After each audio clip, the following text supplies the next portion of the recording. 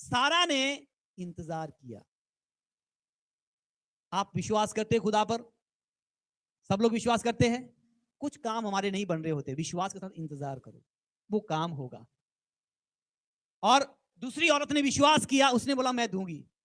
आज हमारे लिए देने को क्या है? आप अपनी कमाई का हिस्सा, आपने निर्णय ले लिया, आपने 10,000 रुपए कमा लिया, 10,000 रुपए में से 1,000 रुपए किसका है?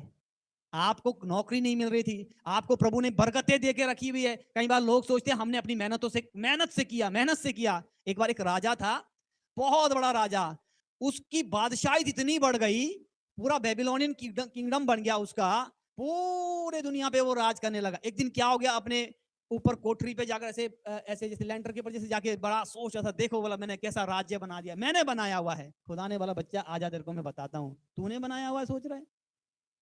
प्रभु ने उसको 7 साल के लिए जानवर बना दिया। उसको पता नहीं कैसा जानवर बनाया होगा, गधा बनाया होगा, बैल बनाया होगा, क्या बनाया, लेकिन बना वो जानवर 7 साल के लिए। प्रभु ने बोल दिया तू अपनी दम से बनाया सोच रहा है किंगडम, मैंने तुझे दिया था। बाइबल में हकीकत है ये बात। अगर आप बोलोगे ये घर मैंने बनाया, ये पैसा मेरे को मेरे दम से मिला, ये जॉब मेरे दम से मिली, ये चीज मेरे दम से मिला, ये मैंने सब कुछ किया, प्रभु फिर फटक्का भी अच्छे से देगा। और उस राजा को खुदा ने 7 साल तक के लिए क्या बना दिया? जानवर बना दिया। क्यों? उसने घमंड किया कि मैंने। इसीलिए क्या है, जैसे हन्ना ने दिया, तो आज के समय में ऐसा नहीं कि हर एक आदमी को बच्चा देना। आज हम क्या दे सकते? अपनी कमाई का हिस्सा हम अपनी चीजों का खुदा को दे सकते हैं। अगर कोई कमाता है 10,000 कमाता है, 1,000 रुपए किसका है? प्रभु का। किसका है? खुशी से दे रहे, प्रभु आपने मेरे को 10,000 दिए, मैं 1,000 रुपए आपको दे रहा हूं। क्यों? क्योंकि खुदा आपका है।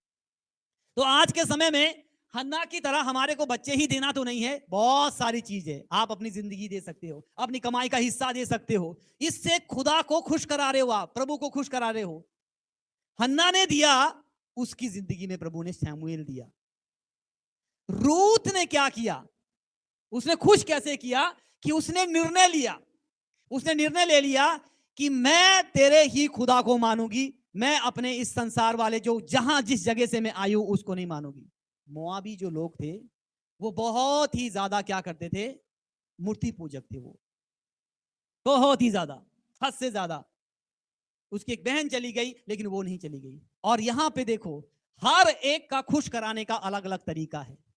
कई बार लोग बोलेंगे नहीं जी हमारे को, किसी को प्रभु ने कुछ दिया है, किसी को प्रभु ने कुछ दिया, किसी को प्रभु ने क्या किया है? कुछ दिया हुआ है। तो इसीलिए क्या है हमारी जीवन में, आज चौथी उस बहन के बारे में हम लोग देखेंगे, एस्थर के बारे में।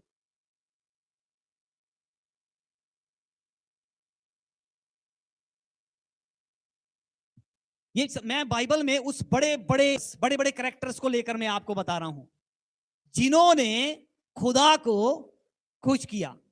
किस तरीके से एस्थर ने किस तरीके से खुदा को खुश किया, आपको पता है? एक खुशी, एक बाइबल में बड़ी जबरदस्त खुशी ये भी है, 3 दिन 3 रात उपवास रखकर खुदा को खुश किया। 3 दिन 3 रात एस्थर ने विश्वास किया यहोवा पर, उसको खुश किया।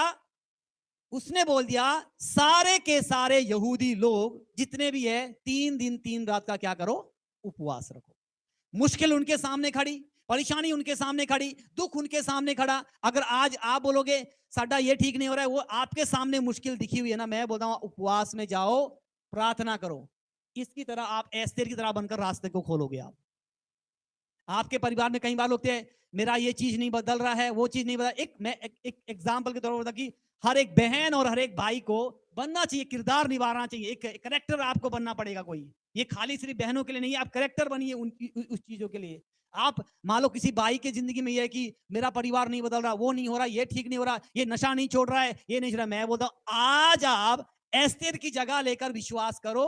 3 दिन 3 रात का सच्चाई के साथ उपवास। मैं ये नहीं बोलूंगा सिर्फ 3 दिन का 3 एक बार ही रखो करते, जब तक खुदा आपसे प्रसन्न नहीं होगा रखो। आप 1 दिन का उपवास रखना शुरू करो, जब तक खुदा प्रसन्न नहीं होगा आप रखो। अगर एस्तेर की जगह आकर आप विश्वास करके उपवास रखोगे, आप अपनी जिंदगी में काम देखोगे।